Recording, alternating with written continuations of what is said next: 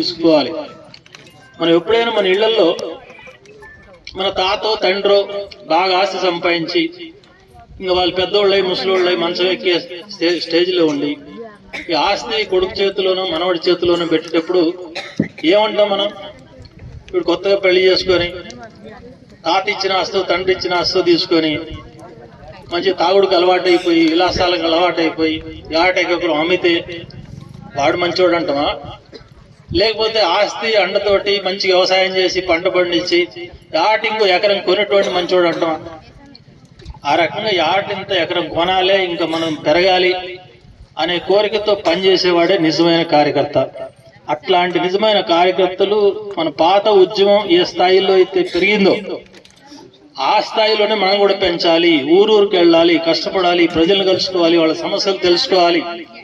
ఆ సమస్యల పరిష్కారం కోసం కమ్యూనిస్ట్ లాగా పౌరుషంగా కొట్లాడాలి. ఎంత పెద్దోడైనా సరే ఎదురు నిలవాలి. ఎందుకంటే ఎంత పెద్దోడైనా, డబ్బున్నోడైనా, పెద్ద కులముడైనా వాడికి ఎదురు మాట్లాడటానికి సాధారణ ప్రజలకు భయం అవుతుంది.